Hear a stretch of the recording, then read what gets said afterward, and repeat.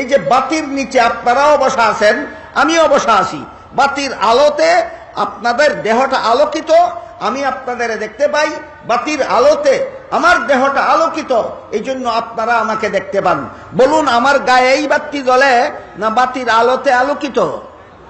যেমন ভাবে বাতির নিচে বসলে বাতির আলোতে দেহটা আলোকিত হয়ে যায়, ঠিক তেমনি ভাবে পবিত্র আত্মার অধিকারী আল্লাহওয়ালাদের সংস্রবে বসলে তাদের অন্তরের পবিত্র আত্মার হেদায়েতের আলোতে গুনাহগারের অন্তর আলোকিত হয়ে যায়। এই জন্য আল্লাহ পাক রব্বুল আলামিন বলেন, ওয়াকুনু মা'আস সাদিকিন, আল্লাহওয়ালাদের সংস্রব লাভ করো। আল্লাহওয়ালাদের সংস্রবের সেই ক্রিয়া, আল্লাহওয়ালাদের সংস্রবের সেই প্রতিক্রিয়া, বাতির আলোর যেই প্রতিক্রিয়া, বাতির নিচে বসলে যেমন ভাবে ইচ্ছায় হোক অনিচ্ছায় হোক বাতির আলোতে আপনার দেহটা আলোকিত হবেই, ঠিক তেমনি ভাবে আল্লাহওয়ালাদের সোহবতে গেলে আপনার ইচ্ছায় হোক অনিচ্ছায় হোক তাদের অন্তরের হেদায়েতের বাতির আলোতে আপনার অন্তরটা আলোকিত হবেই। তখন আপনার জন্য তওবা করা কঠিন থাকবে না, আপনার জন্য তওবা করা সহজ হয়ে যাবে। তাইলে তওবার দ্বারা আত্মা পবিত্র হয়। গুনার মজার লালসায় মানুষ তওবা করতে চায় না, এই কারণে গুনার মজার লালসা অন্তর থেকে বের করে মনকে তওবার জন্য তৈরি করার সহজ ব্যবস্থা আল্লাহ কোরআনে বলে দিয়েছেন। কি?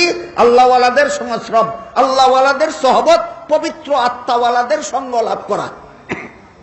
কিন্তু আল্লাহওয়ালারও কাজ আছে আপনাকে নিয়ে বসে থাকা ছাড়া, আপনারও কাজ আছে আল্লাহওয়ালাদের সংস্রবে বসে থাকা ছাড়া। আল্লাহওয়ালার দিনের কাজ আছে, সংসারের কাজ আছে, আপনারও দিনের কাজ আছে, সংসারের কাজ আছে। যতক্ষণ পর্যন্ত আল্লাহওয়ালার সংস্রবে বসা থাকলেন ততক্ষণ অন্তরটা তৈরি হতে থাকলো।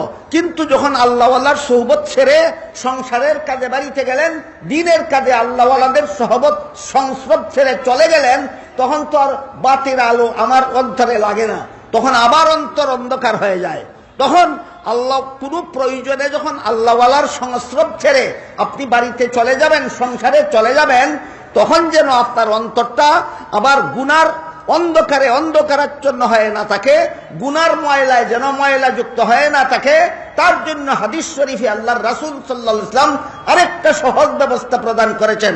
হাদিস শরীফে আল্লাহর রাসূল বলেন, লিকুল্লি শাইইন সাকালাতুন ওয়া সাকালাতুল কুলুবি যিকরিল্লাহ। সবগুলি লোহার যন্ত্র মরিচা ধরে, যেমন ভাবে লোহার যন্ত্রের মরিচা পরিষ্কার করার যন্ত্র আছে, ঠিক তেমনি ভাবে গুনার দ্বারা মানুষের অন্তর জং ধরে, সেই জং পরিষ্কারের হাতিয়ার হলো আল্লাহর জিকির, হাতিয়ার হলো আল্লাহর জিকির। আল্লাহওয়ালাদের সোহবতে যেই কাজ হয় আল্লাহর জিকিরে সেই কাজ হয়।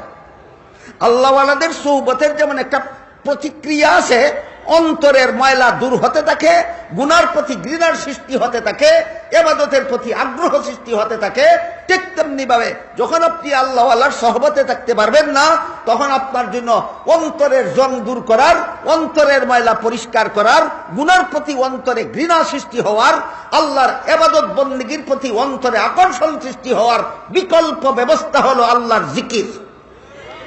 জিকির করতে থাকবেন। ওই আল্লাহওয়ালাদের সোহবতে বসে থাকলে যেই উপকার পাবেন, আল্লাহওয়ালাদের সংস্রব বিবর্জিত অবস্থায় জিকির করতে থাকলে সেই উপকার পাবেন।